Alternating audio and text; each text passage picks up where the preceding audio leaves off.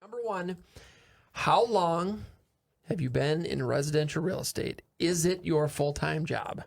That's a big one, especially as of the last couple of years, because I've seen a lot of people that regret going with I'm going to do it for 0.5%. Right. You know, It's so easy, anyone can do it. Yeah. I mean, what are you paying for? I mean, seriously, it's $1 million house and they're going to do it for free. Like, what's going on here? Well, it's a relevant question. How long have you been in real estate? What is your experience? Yeah. How many homes did you and your team sell last year? Is it your full-time job? Or is this just something you do on the side? And so it is the agents, it is the top agents and teams out there that run their real estate business as a business. Yep. And they've got procedures and they've got systems in place and they have, top administrative team members a part of the team, and it's run as a business. That's who you want selling your home. That's who you want representing you to buy a home.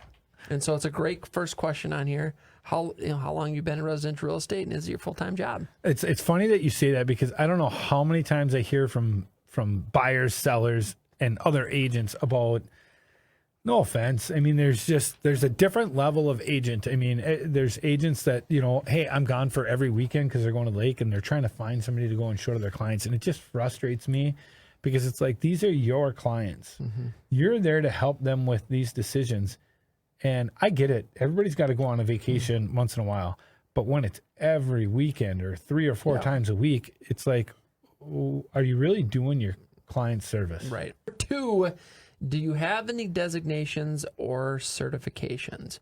Another great question. If you've been in the business a long time, as many folks know, to keep your real estate license active, you need to do continuing education. A lot of agents will choose then to do designations, like your GRI, or maybe a certified new construction agent, or a investment property specialist. And so these are great questions to ask if you are a seller. Maybe you want to work with a selling agent expert or a listing expert. But it's a great way to ask, and there's a lot of great designations and certifications out there. If you're looking at new construction, maybe you want to work with a new construction specialist. We have relocation specialists. There's lots of designations out there. So Another great question to ask.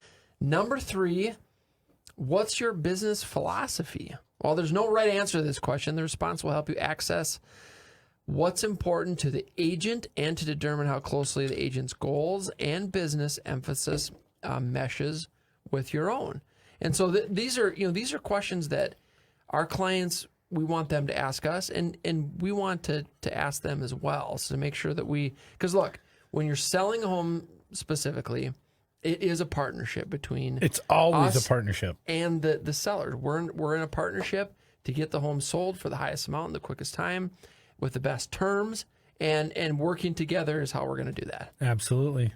Number 4, how many buyers did you and your real estate team represent last year? Again, it's about experience. The more clients that you work with or have worked with, the more experience that you're going to have. And look, when you're buying or selling a home, it is one of the most significant purchases or sales of your life, and you want to work with an experienced agent and team. Because stuff comes up. It's real estate. It doesn't matter. I mean, you've done it. I mean, we've done it combined, 30, 50, 100 years. 100 years. And every day there's something new. It's awesome. I mean, I like it. Yeah. There's always a new question. We talked about one this morning before the show started. Assumable loans. Can we get a second on it? And it's those questions. It's that drive to figure out, can we make this happen, to make their dreams come true, that drives me. Yeah, we do that all the time. I mean, we collaborate with Mike and his team, and there's a challenge on the table. There's a something that needs to get done on a loan, and and we just sit down and figure it out. Yeah. Figure out what the solution is. And so those are that's definitely an exciting part about the business. Number 5, what's the average variation between your initial offers and final sale price? I love this question. So this is a great Might question. be my favorite question on the list, by the way. So why would he ask that question? Well, I'll give you an example, folks. The average for sale by owner or seller working with the for sale by owner company has a sale price significantly less than a fully advertised, marketed property with a company that's doing all of the advertising and marketing and exposure to the property. And so the point is, it doesn't matter what the list commission is. It doesn't matter what you're paying in commission. What are you netting as a seller? Yeah. What's your net at the end of the day? So this question relates to that. What are you seeing? What is your price related to list price, and how much is the seller going to net in comparison to others? See, I look at it, not to cut you off, Chris, I look at it as this is your ear tickler exposer right here, right? So what's the ear tickler? The ear tickler is you interview 4 agents to sell your house, right? One's like 550, one's 560, one's 540, and one says 610. Yeah. Right? How can you sell my house for 610? All these other ones are hovering right around 550. You think you can really get 50 or 60 grand more from my house? Oh, yep, I can do it all day long, right? You're tickling their ears. You're trying to get that listing by spitting this higher number out there, and it gets them all excited that they're going to do that. But if you ask them this question of, well, what's your typical comparison between your list price and your end price? Well, if that gap is big, right, that's what they're doing. They're just tickling their ears to get the listing, and they're going to do price reductions until it gets down to where it actually needs to be for it to sell. Absolutely.